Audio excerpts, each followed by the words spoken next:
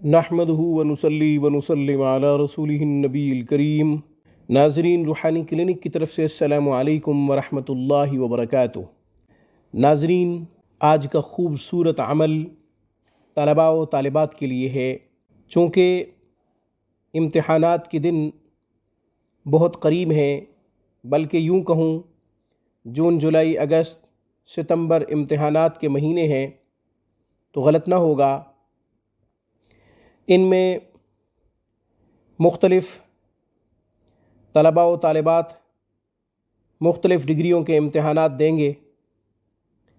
ان کے لیے نمازیں بھی پڑھیں گے، تہجد بھی پڑھیں گے، نوافل کا اہتمام بھی کریں گے، اور انٹرنیٹ سے وظائف و اعمال ڈھونڈنے کی بھی کوشش کریں گے۔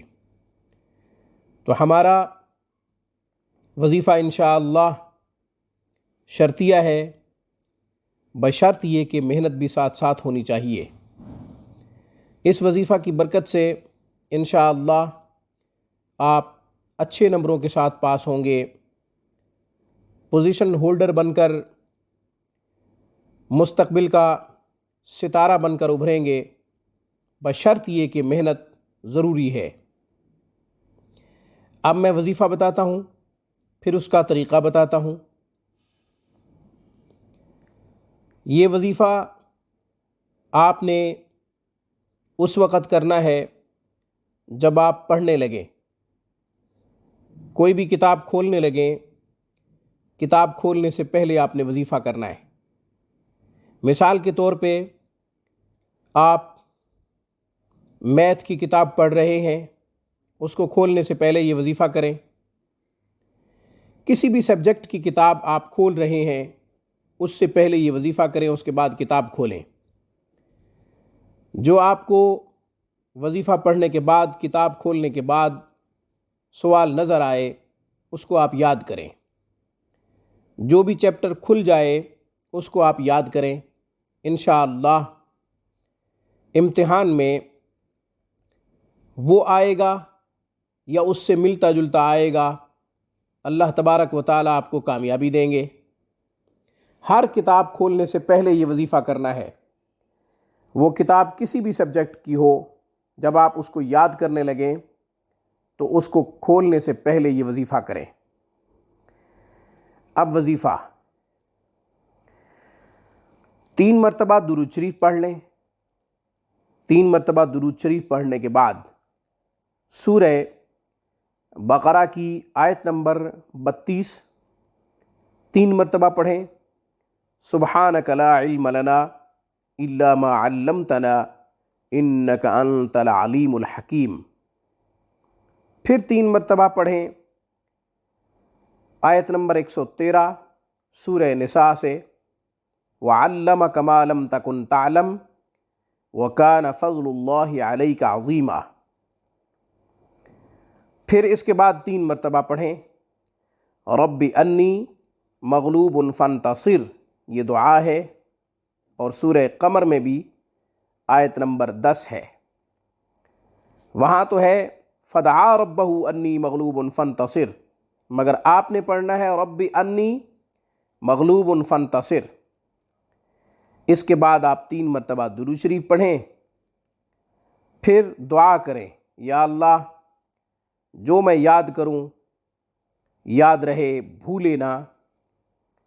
اس کے بعد آپ کتاب کھولیں، 3 مرتبہ درود شریف، 3 مرتبہ آیت نمبر 32 سورہ بقرہ، 3 مرتبہ آیت نمبر 113 سورہ نساء، وعلمک ما لم تکن تعلم وکان فضل اللہ علیک عظیما، 3 مرتبہ رب انی مغلوب فانتصر، اور پھر آخر میں 3 مرتبہ درود شریف۔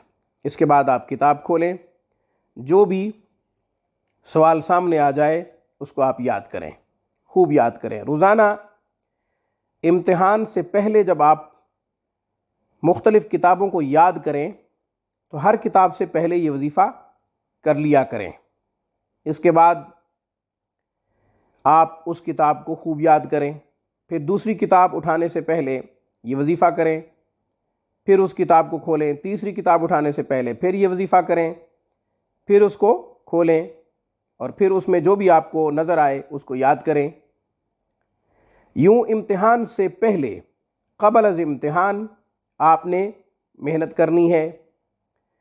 پھر جب آپ کا پیپر کا دن آ جائے، جب آپ کا پرچہ ہونے لگے، جس دن آپ کا پیپر ہو، راستے میں جاتے ہوئے آپ نے تیسرے کلمے کا ورد کرنا ہے، سبحان اللہ والحمد للہ ولا الہ الا اللہ واللہ اکبر۔ سارا راستہ جب تک آپ امتحان گاہ تک نہ پہنچیں، جب تک آپ سینٹر تک نہ پہنچیں، تب تک تیسرے کلمے کا ورد کرتے رہیں، سبحان اللہ والحمد للہ ولا الہ الا اللہ واللہ اکبر۔